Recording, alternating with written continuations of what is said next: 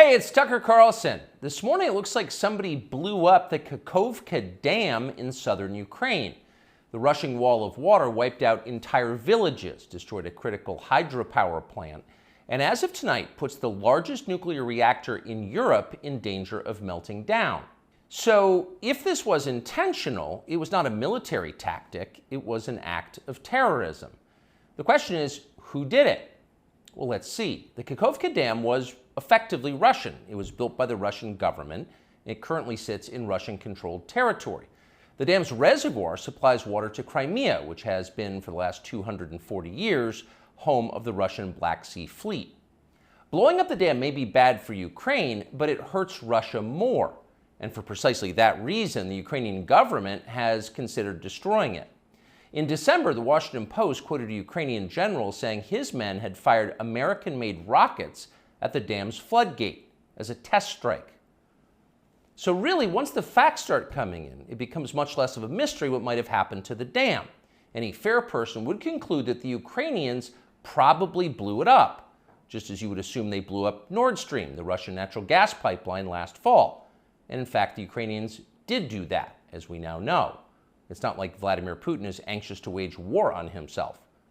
Oh, but that's where you're wrong, Mr. and Mrs. Cable News consumer. Vladimir Putin is exactly that sort of man, the sort of man who'd shoot himself to death in order to annoy you. We know this from the American media, which wasted no time this morning in accusing the Russians of sabotaging their own infrastructure. Bill Kristol, the man who once told us that Saddam Hussein was responsible for 9/11, immediately denounced Putin as a war criminal and even more savagely compared him to Donald Trump. The rest of the pundit class made similar, clearly coordinated noises. Putin did it! Putin did it! And their reasoning was simple. Putin is evil, and evil people do evil things purely for the dark joy of being evil. In this specific case, Putin attacked himself, which is the most evil thing you can do, and therefore perfectly in character for a man that evil. That was their explanation. No one who's paid to cover these things seemed to entertain even the possibility it could have been the Ukrainians who did it. No chance of that. Ukraine, as you may have heard, is led by a man called Zelensky. And we can say for a dead certain fact that he was not involved. He couldn't have been. Zelensky is too decent for terrorism. Now, you see him on television, and it's true you might form a different impression. Sweaty and rat-like, a comedian turned oligarch, a persecutor of Christians, a friend of BlackRock. But don't believe your own eyes. Actually, Mr. Zelensky is a very good man. The best, really. As George W. Bush once noted, he is our generation's Winston Churchill. Of all the people in the world, our shifty, dead-eyed Ukrainian friend in the tracksuit is uniquely incapable of blowing up a dam. He's literally a living saint, a man in whom there is no sin. That's why Lindsey Graham is so attracted to him. They're just two good people, hanging out together and being good. And like all good people, when they meet in person, they spend a lot of time talking about killing people and laughing like friends do. Here's the pair last week. Free or die. Free or die. Now you are free. Yes. And we will be. And the Russians are dying. It's the best money we've ever spent. Thank you so much. No, it's... The Russians are dying. It's the best money we've ever spent, Graham says. A smile spreads across his thin, quivering lips as he forms the words. He looks like a starving man contemplating a breakfast buffet. The aroma of death has aroused Lindsey Graham. Thanks so much, replies Zelensky. He feels the same way. See, there's nothing dark here. Just two middle-aged guys celebrating the killing of a population. They don't seem like the kind of people who'd enjoy flooding villages or starting a famine. And in any case, who cares if they are? It's really not your business. Your job is to support Ukraine. Watch Nikki Haley, a Republican candidate for president, explain this principle on CNN. A win for Ukraine is a win for all of us. And for them to sit there and say that this is a territorial dispute, that's just not the case. To say that we should stay neutral, it is in the best interest of America. It's in the best interest of our national security for Ukraine to win. We have to see this through. We have to finish it. See? It's very easy to understand. It is vitally important for you to support Ukraine because it's necessary for Ukraine to be supported by you. Your support is mandatory until it's finished, whatever it is, and whatever that means. So shut up and support Ukraine, or else you're in trouble. Back when they still taught logic, statements like this were known as tautologies. Something is true because it is. The more you repeat it, the truer it becomes. It's a self-reinforcing reality. There was a time when tautologies were considered illegitimate arguments, not to mention hilariously stupid. Only dumb people talk like that. Now everybody in power talks like that. Diversity is our strength. Trans women are women. Zelensky is Churchill. It's all self-evidently true. Doesn't need an explanation, and don't ask questions. Sound familiar? Of course it does. That's the pap they're serving us day after day in steaming, lumpy portions. By this point, it's possible that American citizens are the least informed people in the world. Your average yak herder in Tajikistan knows who blew up the Nord Stream pipeline. It's obvious. Does he think some skinny dude in a dress is actually a girl? Come on. That idea would never occur to him.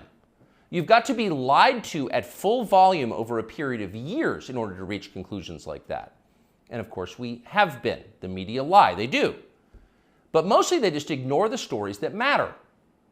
What's happened to the hundreds of billions of US dollars we've sent to Ukraine? No clue. Who organized those BLM riots 3 years ago? No one's gotten to the bottom of that. What exactly happened on 9/11? Well, it's still classified. How did Jeffrey Epstein make all that money? How did he die? How about JFK? And so endlessly on. Not only are the media not interested in any of this, they are actively hostile to anybody who is.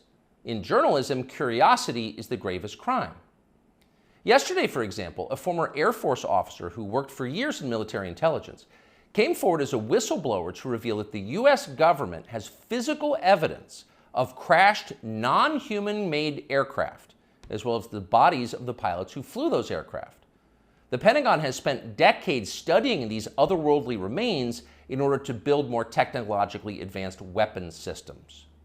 Okay, that's what the former intel officer revealed, and it was clear he was telling the truth. In other words, UFOs are actually real, and apparently so is extraterrestrial life.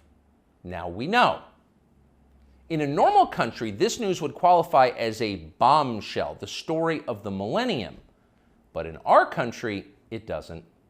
The whistleblower's account ran on a technology website called The Debrief, which you've probably never heard of. The Washington Post had that story, but decided not to run it. The New York Times, meanwhile, just pretended it never happened. On the front page of the New York Times website this morning, there were 5 stories about Ukraine, as well as 4 stories apiece about Donald Trump, trans people, and climate change, the usual lineup. There was nothing at all about how an alien species is flying hypersonic aircraft over our cities. Not one word. So if you're wondering why our country seems so dysfunctional, this is a big part of the reason. Nobody knows what's happening. A small group of people control access to all relevant information, and the rest of us don't know. We're allowed to yap all we want about racism, but go ahead and talk about something that really matters and see what happens. If you keep it up, they'll make you be quiet. Trust us. That's how they maintain control. When Western tourists first started traveling in large numbers to the Soviet Union in the early 1970s, they found that many Russians had a completely warped understanding of the United States.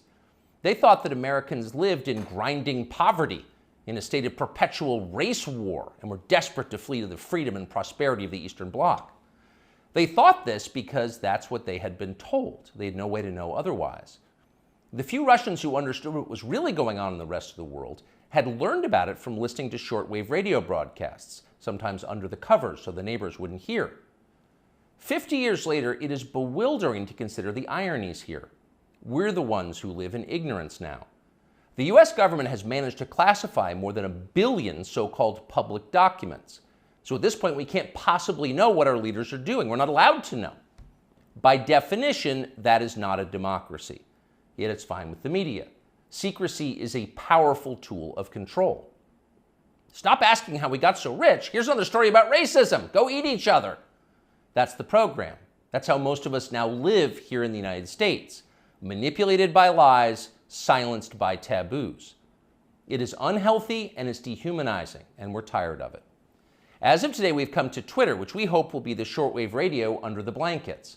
We're told there are no gatekeepers here. If that turns out to be false, we'll leave. But in the meantime, we are grateful to be here. We'll be back with much more very soon. I hear people say the news is full of lies.